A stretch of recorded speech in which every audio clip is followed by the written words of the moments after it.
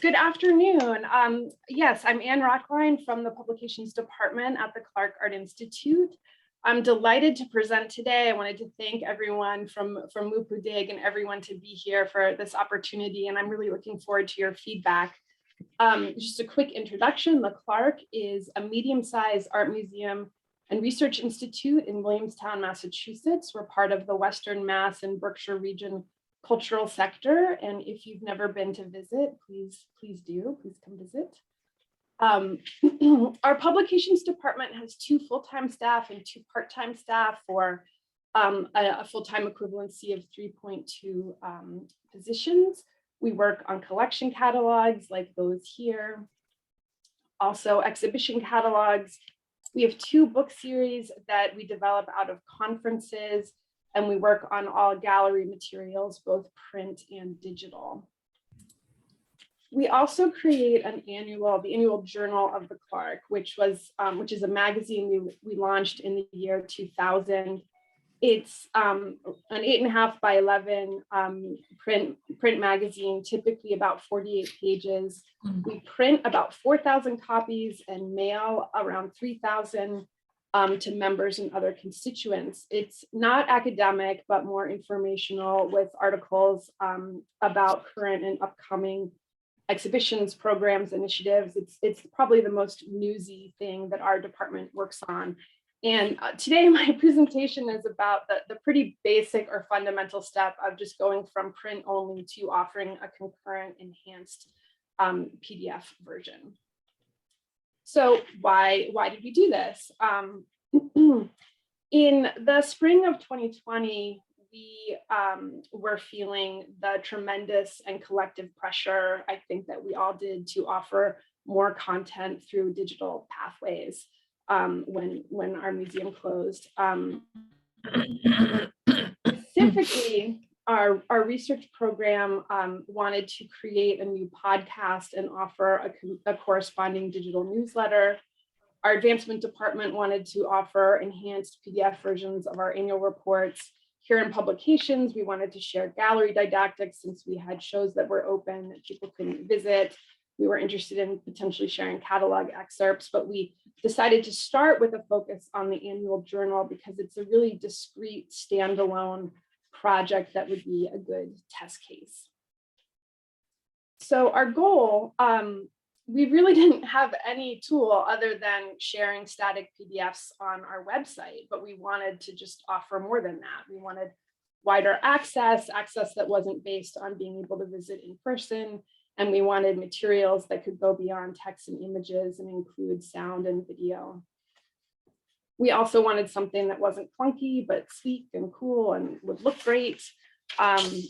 We wanted easy navigation, something that would work well on pretty much any digital device, and then something layered with interactive potential and connectivity. And then something that would embed seamlessly in our main website and be really easy for our staff to use and implement. In terms of our process, we started by building a team. We knew that we needed a tool and a process that would work across many departments, and we needed, collaboration and buy-in. So we made a fairly large team. There's about 8 people from these departments. And then we set out to research and evaluate 8 different options for how to offer all of these things that we hadn't previously offered digitally, but wanted to. So I'll run through these here. The 3 in white I'll discuss later. The 4 and the 4 in gray we sort of set aside early on in terms of offering a static PDF upload. That's what we were doing, and we wanted something more appealing. We also looked at Adobe Publishing Online, and our graphic designers fairly quickly decided that they didn't prefer that tool. They felt it was slow, clunky, and a little dated, and that it just didn't offer some of the flexibility and creativity of some of these other platforms. And of course, we talked about Quire and the Yale portal, which are both platforms that we have great admiration and ambition for, but they mainly serve bigger formal book projects and that's just not what we were working on right now. So we are looking at those down the road. In terms of narrowing down, our group, we signed up for demos with the 4 remaining companies, and we had sales reps present to our group in order to learn more about their offerings, limitations, and costs. With Issue, which I think is one of the more popular tools in museum publishing, at the particular time that we were working on this, they weren't able to offer our group a demonstration. And we really felt like we needed some hand-holding. There also was a fairly literal page turning function in Issue that some members of our group felt looked really dated. And so for both of those reasons, we kind of drifted away from that platform. We then had a really incredible demo with Nextbook Media. There's some very impressive, robust functionality with this company, but also the highest price point by quite a bit, and a pretty firm limit to the number of projects you can use in the program per year. So we kind of drifted away from that. We also looked at JOMAG and found that their clients tended to be more commercial and less in the cultural sector. And it also was based on Flash at the time, which was being phased out. So we just didn't know what it would look like moving forward. So we made this comparison sheet, which I'm happy to share if this would be useful to anyone. We really weighed the pros and cons of each of these and found that Publitas was the sweet spot for us for the projects we had in mind, the size and budget we had available, and the skill set of staff in-house. It was where we landed. So these are some of the factors that we like about Publitas. The tool is really easy to use. You open up the e-reader, upload a PDF, and then you can start adding things like hotspots and page jumps. It's very intuitive, clean. It embeds seamlessly in our website. It gives options like single or paid booklet layouts. You can embed videos. It doesn't currently support audio files, but that's something that might arrive.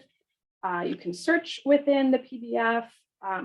There's a lot of options to make sure that a Publitas version of your publication, you can customize to make sure that your typefaces, your brand colors, things like that are all consistent, which was really essential.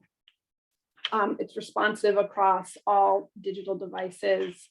The enhanced PDFs are live as long as the subscription runs, and the subscription is pretty affordable.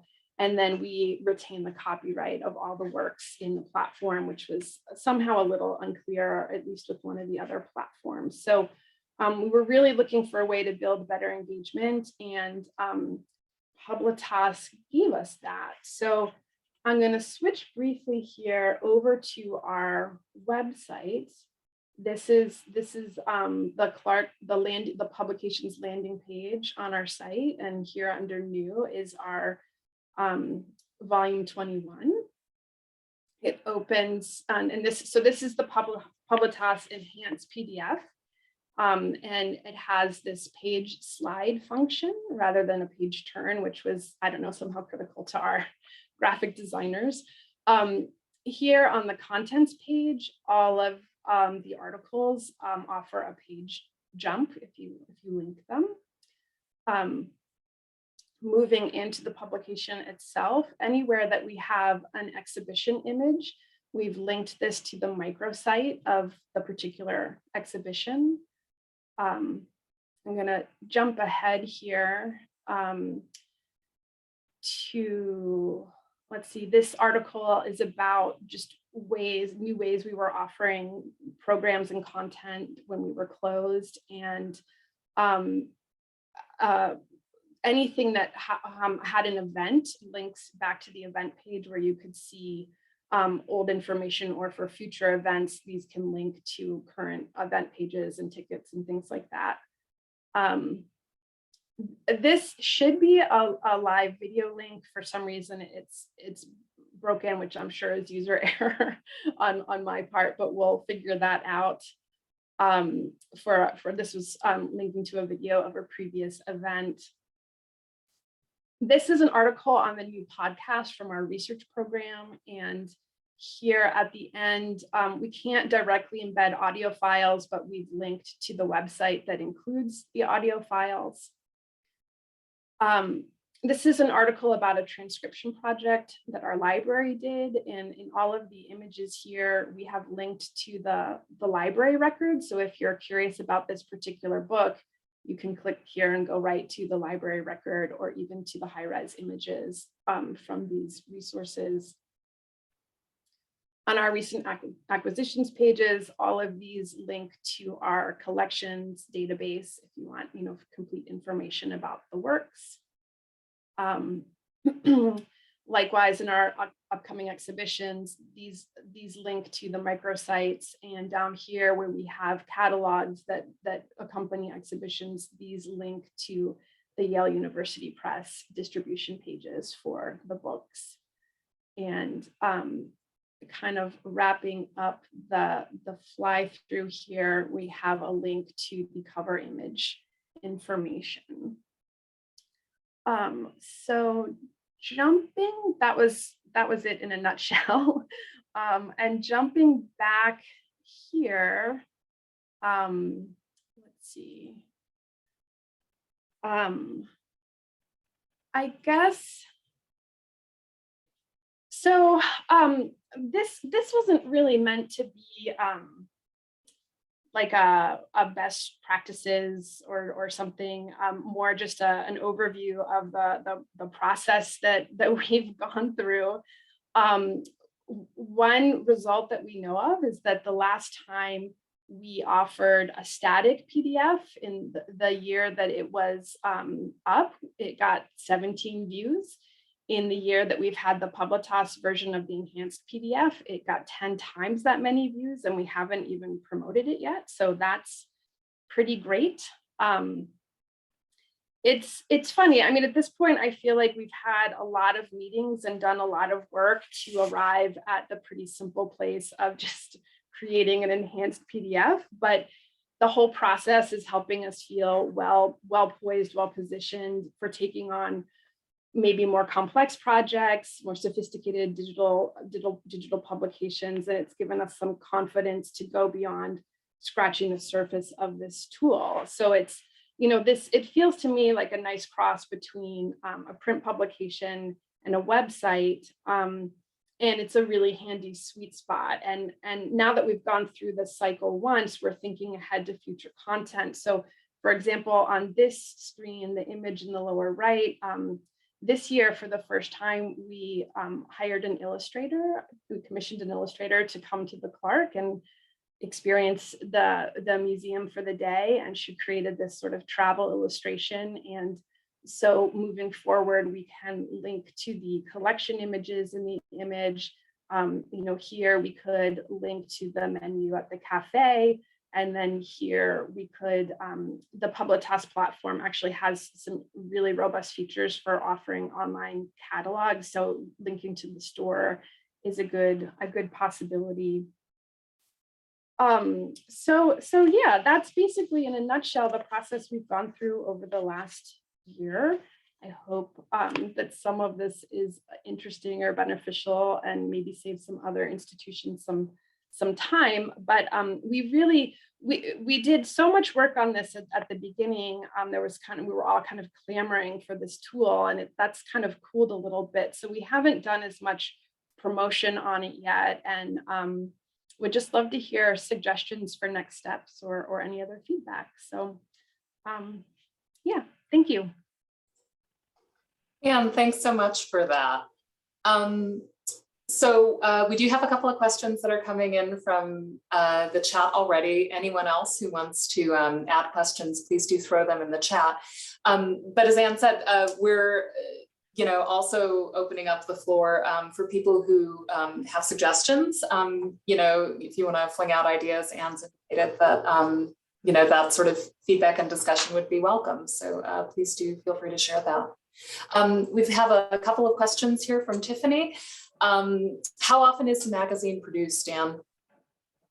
Sure, it's once a year. So we're about 2 weeks out from being on press with this year's journal. We try to get it printed and mailed in December, and we're very seasonal. So through the spring, we have a big lead up to our summer programming. So that's the cycle, and it is free to members. It's a little bit of a funny one. It's technically for sale in our store, but I don't think anyone ever buys it, and I'd kind of like to back off from that because it's a promotional piece. It's not really right. Anyway, but that's we'll Yeah. fix that another time.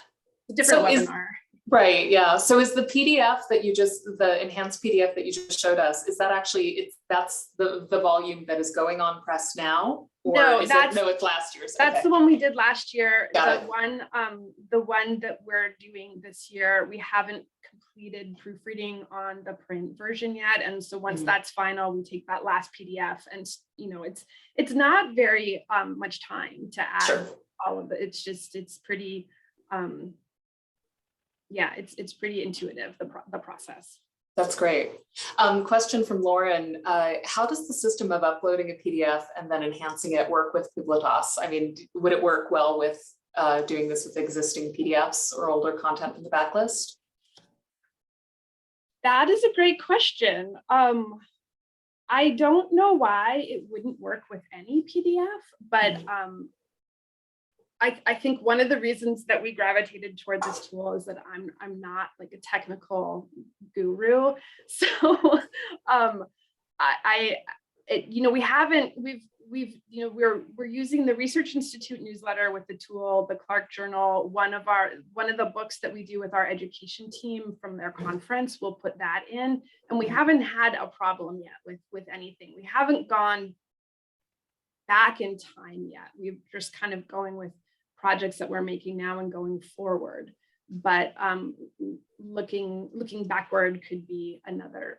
I think when we really get the hang of it, we could work on that. But it is people from your publications team that are actually doing the hotspots. Like you're doing that, right? You don't need. Yes, the designers kind of finalize the InDesign and PDF documents. Then it comes back to us, and we work within the Publitas system, and it's really easy. Okay. Yeah. Sorry, lots more questions coming in. This is great. First of all, there are a lot of plus ones to please do share the spreadsheet. So that would be great to have available.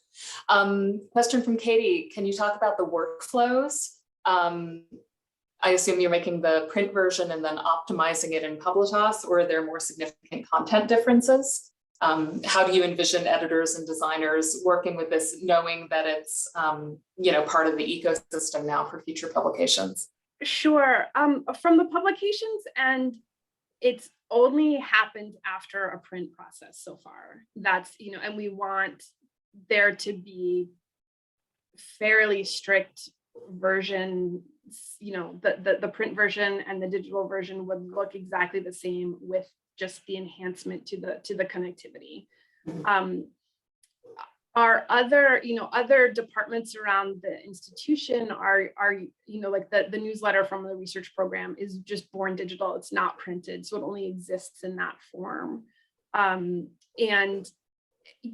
typically, I know there can be some concerns. We're a medium-sized institution, but there could be some concerns when lots of different departments are using a tool. Things can kind of go rogue, sort of, and that hasn't happened yet with this tool. It's fairly targeted, so nothing's kind of gone wonky where somebody has made something that doesn't look right or is off brand or something like that. It's because you're working with a PDF that's already gone through that process. It's nothing's gone off the rails yet. Sure. Yeah. So we have several questions that are looking at subscriptions. What's the cost like? Let me see if I can gather all of these.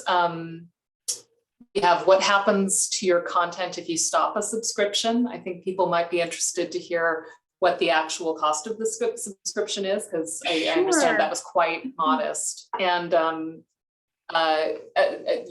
that point, Greg asks, is the pricing based on the number of publications you have or the traffic, or how is that subscription cost determined? Sure.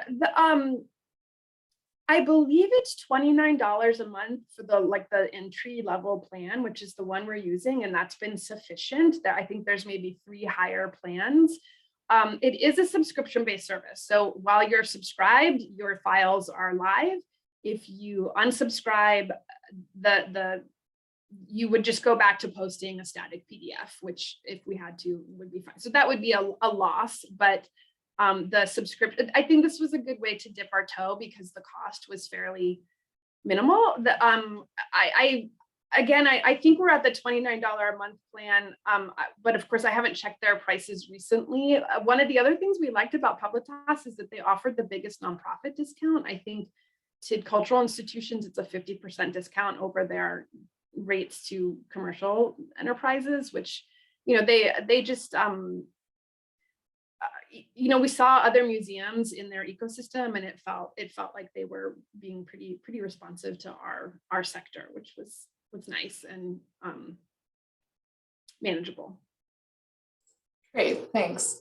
A question from Tiffany: where did the desire to go digital with this particular piece come from? Was it, coming from membership or the director or publications? Someone else. That's a great question and kind of a complex one. I think it just came from like the everywhere, right? Like, when the pandemic shut down and there was just this incredible clamor here to get content out in any way where people didn't have to touch anything. It was, and it just was coming from every direction all at once. And in a way, it was really the kick I needed to get going on this, because I realized if we didn't get organized and really with pubs kind of leading the way, we could end up with a tool that didn't work for our department. And so it really was a really collaborative project in the end, because everybody kind of suddenly had this new need. And again, I'm a little puzzled because some of that clamor has died down. It's that's where that kind of now what feeling is. But I guess in a way, I'm glad that we had that to get us sort of over the hump of trying something new. Yeah. Well, the thing that strikes me in everything you've discussed is just how much the process, right, overlaps with processes for, more complex digital procedures to this one. You got your team, you evaluated what your needs were, you went through the list of the possible platforms, and that all sounds like it's going to be very relevant going forward. I think we're going to make this the last question just before we go to the next presentation. So do you think that the journal will ever stop the print version and go totally digital? It's a great question. It's sorry, the sun is coming out, so I'm turning into a silhouette here, but the journal is currently listed as a member benefit. So if we were to phase it out, we'd have to kind of change the member benefit guidelines. The Clark's visitorship tends to be a little bit of an older, more traditional, visitor, and people just like print. We keep hearing that loud and clear. But also we're hearing anecdotally that people are finding this, even though we haven't even told them that it's there yet. So I think it's something that we will follow. I think that the print journal is still doing its job, so we'll see. But there just doesn't seem to be any downside right now to offering it both ways. It just feels like a win-win. Okay, great. Anne, thank you so much for that, and thanks to everyone who's contributing questions in the chat. And I think with that, we'll move to our second presentation. Thank you. Yes, Ben and Robin, take it away. Thank Great. you, Lauren. Ben's going to drive while I start us off. But yes, hi everyone. Thank you for having us and giving us a chance to talk about a publication we're very excited about coming out with from the Art Institute last year. So I was the lead editor and Ben was the production coordinator on this. And so if you want to go to the kind of real slide. Okay, So what you're looking at here are the landing pages on the left for the first 2 digital catalogs in the 3-part Modern series. So Malangatana Mozambique Modern was meant to be the culminating installment that we were all set to publish in 2020. And you can see how that went. And fill in some of the blanks. And we faced some unique challenges, and some of them were related to the pandemic and some were related to the project itself, but also some that maybe taught us things that would be helpful to your own online efforts, or you can give us feedback on. So next slide. And I think we all know a little bit about transitioning to working in a pandemic. And I'm finding slide 3. So sorry, something is wrong with the slideshow. Let's try that again. Well, this is exhibit A. There we go. Yeah. There we go. Working in a pandemic. Okay, so we could talk about those specifics in Q&A if you want. But just a quick overview of the Modern series itself, which I think is important for understanding the particular challenges of this project. Some of you may also have seen glimpses of some of these in prior presentations, like at MCN or in this group, because Lauren has done a lot of work on these. So the series was launched at the Art Institute back in the early 2010s to just capitalize on the fact that we have a really great collection of modern and contemporary art. And so curators are paired from different departments. I mean, generally there would be one in, modern art, but you might get somebody from like decorative arts or, another collection. And they would work together with working groups to present exhibitions comprising entirely works in the Art Institute collection. And the hope was that some enabling constraints would give space for more experimental displays. And so instead of accompanying the exhibition, the publications would document those displays and in some ways continue their exploratory work. These publications were produced on the OSCE platform, which Ben will say quite a bit more in a moment. But I wanted to point out here that they were distinctive, even among the more than a dozen OSCE publications that we've produced, largely because of these gallery view pages that you can see here on the first couple of boxes. Zaya designed these, and viewers could get an at-a-glance sense of the works in the exhibition, and they could click on these images and navigate directly to object information and high-resolution images. They're just a very engaging way to get people in. And the other important thing to consider here is that for all of their experimental aims, there was a brand identity to consider. The catalogs are all supported by a grant from Sylvia Neal and Dan Fischel, and so there were certain expectations about how the series would cohere. So if you go to the next slide. So we had all that set up, and then we broke all the rules, right? So first, the curatorial team was expanded from 2 people to 3, and with their powers combined, they took the series in a new direction. They started looking outside traditional Eurocentric understanding of modernism to think about how it manifested and emerged elsewhere, and especially here in Mozambique. So Malangatana is not a particularly well-known artist in the United States. And this exhibition was the first to devote such attention to the work that he produced early in his career, so he was starting in the late 1950s and then going up through the period when Mozambique was fighting for independence from Portugal, and which they finally achieved in 1975. And that's where things kind of stopped for this show. And the upheaval in the country registered with increasing force in his work and his personal life. And he ultimately developed a very distinctive and, attractive, I'd say compelling style, featuring these bright colors and vaguely allegorical compositions packed tightly with figures. And Hendrik, Felicia, and Costa also looked outside the Art Institute collection. All of the works in the show were loans. They traveled to Portugal and Mozambique, and the Malangatana family was heavily involved, which was a great asset. The conservators actually went and restored some of the paintings for travel on site. So they just redefined the scope of the Modern series in a way that the publication needed to accommodate. And I think you can tell why the Art Institute let them break the rules. I mean, we're shining a light on an artist who's a whole household name and a one-name person in celebrity, right, in Mozambique, but not much has been written about him in English. And so I think the installation photographs, I also give you some sense of how the show was ultimately realized when the show first reopened after the museum closed for the pandemic. And I think now I can't look at this without recalling how the designers had to grapple with new guidelines for social distancing. So if you go to the next slide. So we launched over that summer, that challenging summer. And by the fall of 2020, we had started working on the publication in earnest. And we wanted to really capitalize on the positive reception of the exhibition.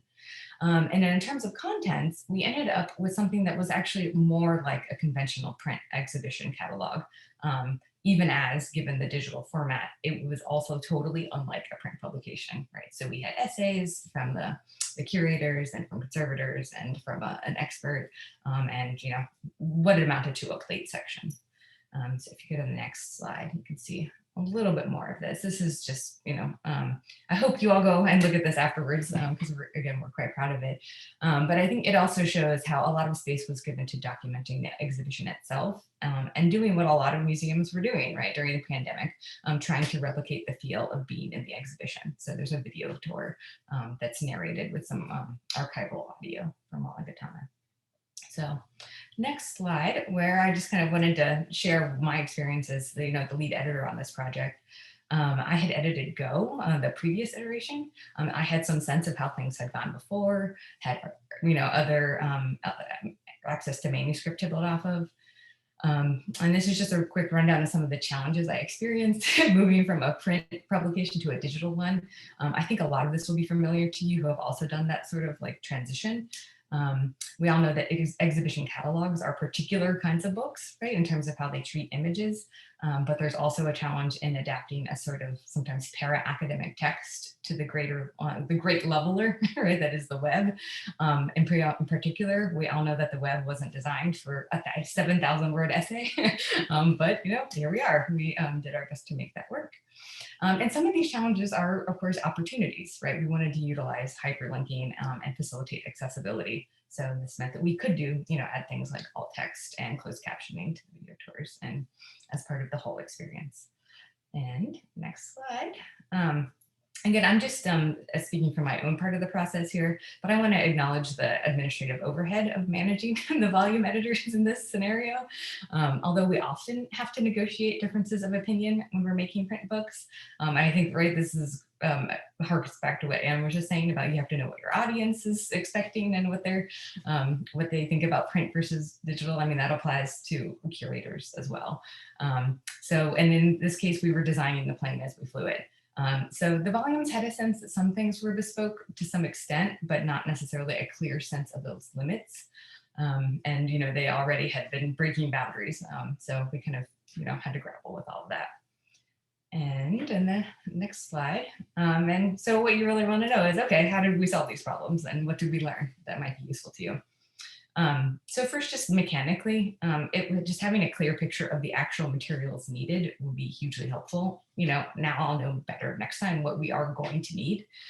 For instance, something like how to cite, we didn't necessarily, we were kind of pulling some of these texts together when it would have been easier to think about them, as we were going along. We all know, right, that editing and production have to be iterative to some degree, but acknowledging that upfront, there will be additional text elements for a digital publication. And letting your writers know that your expectations for that, ideally getting them to generate as much of that material as possible so that it coheres more readily. That is better for everyone, I think. And the conventional book map maybe isn't sufficient if you also need alt text, or that captions that just are listed in the back end will display in several different places on the front end, right? And on that note, I kind of just wanted to acknowledge the necessity of, recognizing that you go to the war with the army that you have. And so Ben will speak to this more, but I would say that I ended up thinking of myself as an interpreter of sorts because I happened to have a curatorial team that wasn't really that familiar with how the website operated, hadn't themselves done a lot of work in content management systems. So it was a real act of translation to describe their vision to the development team, and more importantly, to offer them only the choices that we could reasonably fulfill. Right. And I also found it much easier to build on the workflows that they had developed for the exhibition, which were more along the lines of delegating tasks than of engaging in really organic co-authorship. That wasn't their game. So I retooled my approach accordingly. And for the next slide. And then finally, I'm happy to talk more about kind of the nitty gritty in Q&A about the specifics of our tactics here. But we have found that using Google Sheets to register corrections and communicate them among authors and the editor and the design and production team has been pretty effective. There's some trickiness with formatting, but otherwise it basically does do what PDF annotation or track changes would otherwise accomplish. And so I just kind of wanted to put that out there in case anyone else is looking for a way to, manage that workflow or had other good ideas, and this would help provoke them. And of course, sometimes we just have to do, we have to swarm on a Google Doc, or we have to, have laborious conversations. So I want to acknowledge too that, building in as much, flex time as you can is very helpful. But speaking of nitty gritty, I'm going to hand it off to Ben now, so he can tell you more about how the back end of this thing actually came together. Thanks, Robin. So I'll start with sort of some of the reasons why we decided to move from the OSCE platform, where our previous digital journals were housed, to our new platform on the arctic.edu website. Some of the reasons are detailed here. The design was a little old-fashioned, trying to emulate a print book on the web. This design didn't scale in a responsive way to tablets or mobile devices, which the new platform does. It was dependent on the Drupal content management system, which was and is being phased out. And so we were already looking for a new platform for our digital projects. And then the way that it was presented on the website was sort of siloed away, where it was a little difficult to reach. You would have to sort of click through a number of different links in order to get to these digital journals, and they existed on separate pages from the website. So there were also a lot of pros and cons when we did move over to the new platform. They're much more discoverable. It boosted SEO because it is connected to our main website. And we are now including DOIs with every page. More linking is available to the broader website. We have an in-house development team, and with them come a sort of greater understanding of experience design and what it is like to be a reader interacting with our website and digital catalogs. Some of the cons, we have different constraints, both in terms of the technical aspects and the branding related to the Art Institute's website and the platform that was already built that we're sort of piggybacking onto. We don't have a dedicated designer. I sort of became the de facto designer for this catalog, flowing in text and images and making decisions about display where necessary. We are building this from scratch. So there's a lot to learn, both in terms of what the platform can offer and how to work with both authors and with our experienced design team, which I'll get into a little bit more later. And of course, because of sort of the branding issues and other issues that I already mentioned, the development team doesn't always share our specific goals. Getting a little bit more into one of the improvements here is the improved content management system. So it's much, much easier to use, I would say, than OSCE was. I only had a little bit of experience with OSCE. I never built an entire catalog. I was only there to edit things after the fact.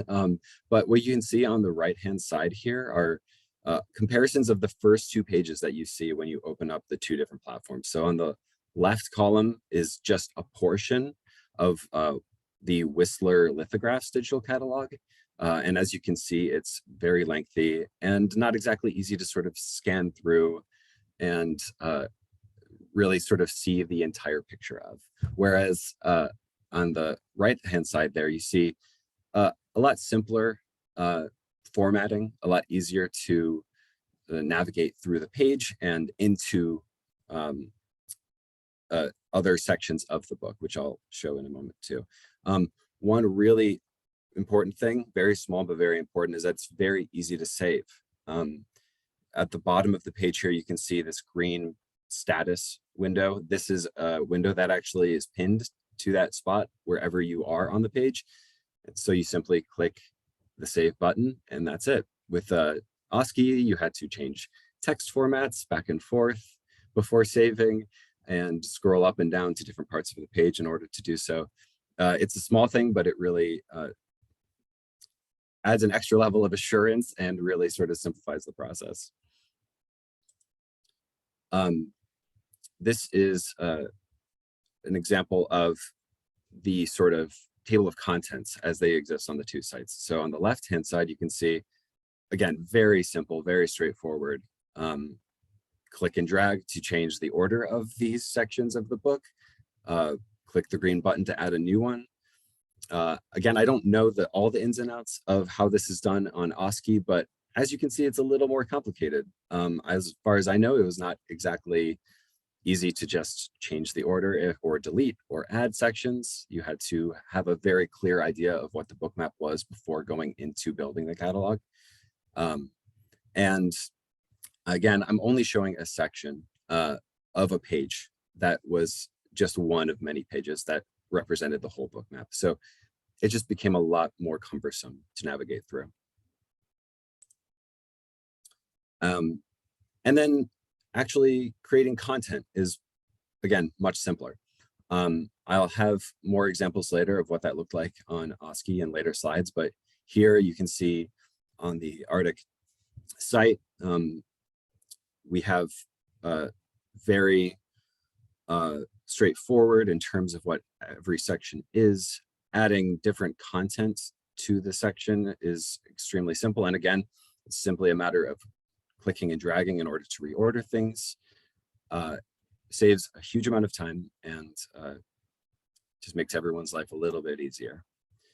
Another really big improvement here is the asset management. So in particular, I'm focusing on images and footnotes.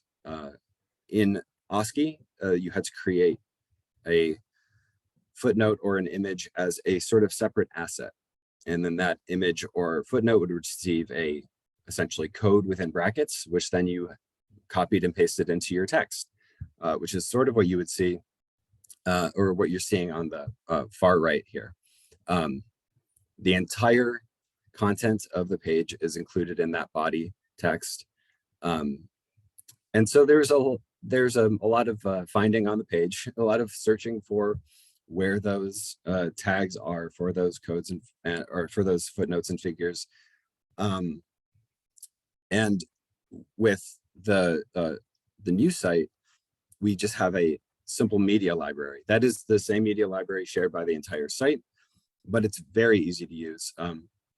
You can click and drag large batches of images. The upload speeds are very quick, so not one by one.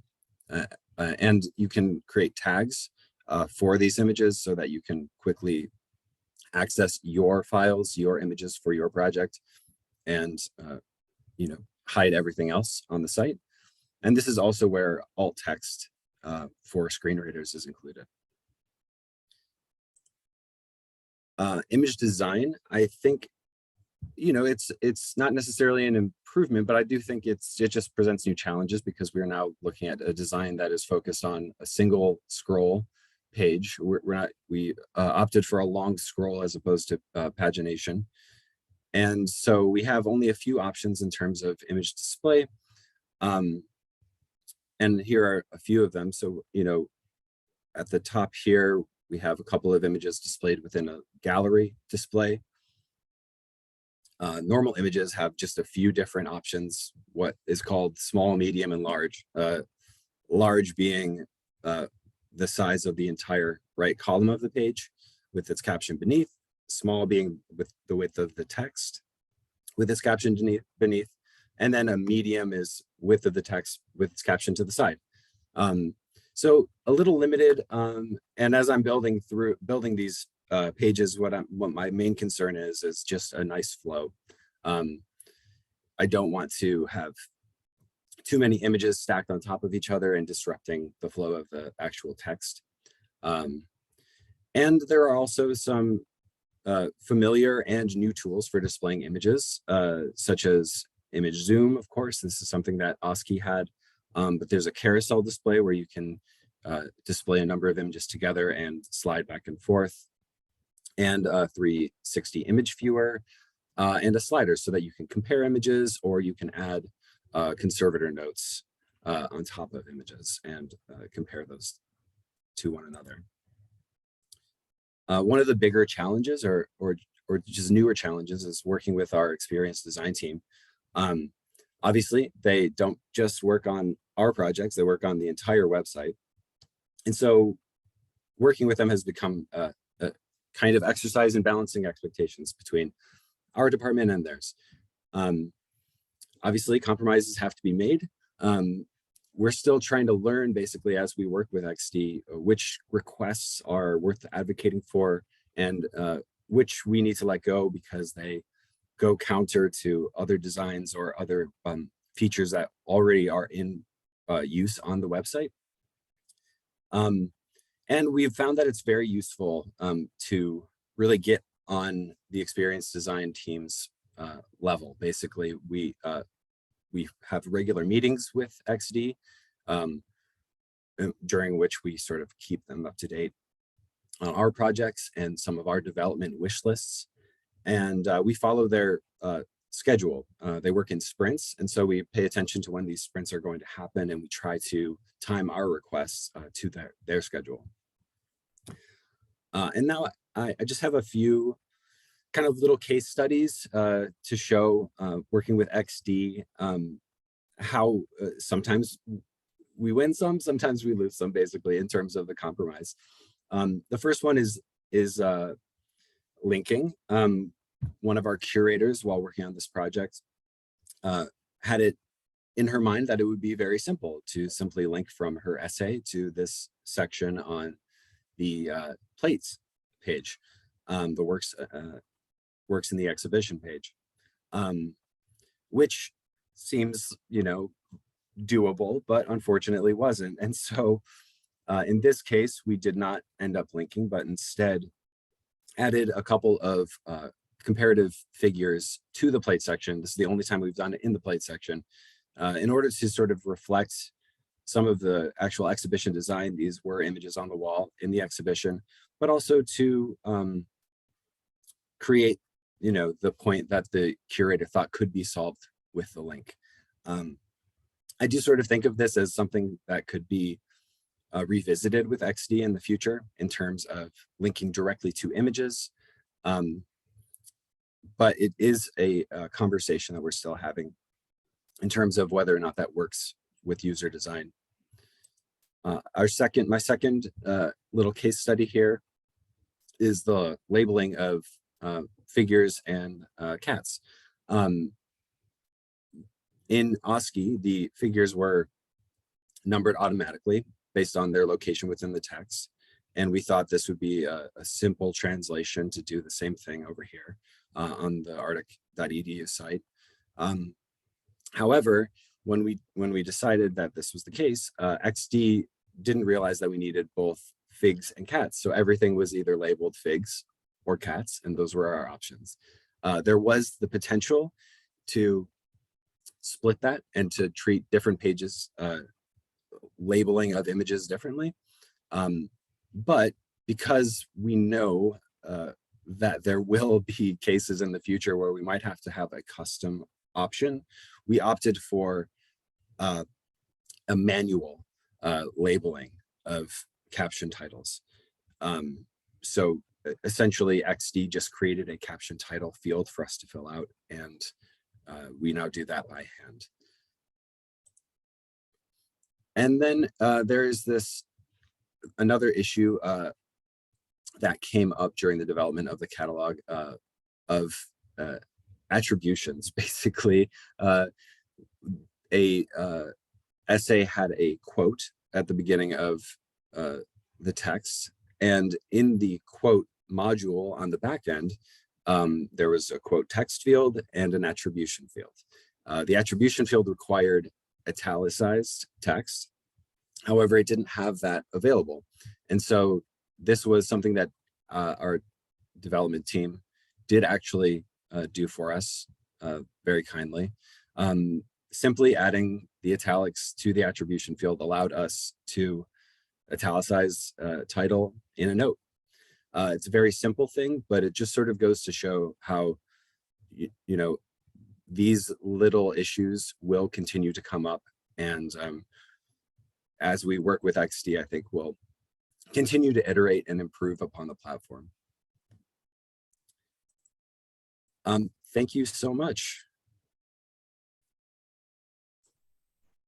Ben, Robin, thank you so much. We have a couple of questions that have come in. I see that one was already answered in the chat. Was there a substantial difference in costs for image rights compared to what you encounter for printed catalogs? I mean, I'll jump on this because our photo rights handler, Kylie Isadora, was kindly filling me in on the details of this in a sidebar. And I mean, she says basically it's hard to say going forward, you know, as you set out what the differences will be, because it will depend on your copyright holder. Some will only license images for a maximum of 5 years, right, before you have to re-clear permissions. So this particular catalog was made much easier by the fact that a lot of these images were in the family estate. And so that they were, you know, more than happy really to get the exposure. But, you know, there's a Salvador Dali, you know, image as a comp bill. So, I mean, I think it can just vary wildly depending on, you know, the images there or the copyright holders.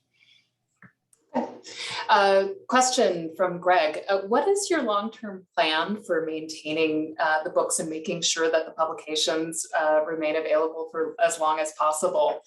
And has AIC's, have the XD developers been asked to make any special accommodations for that?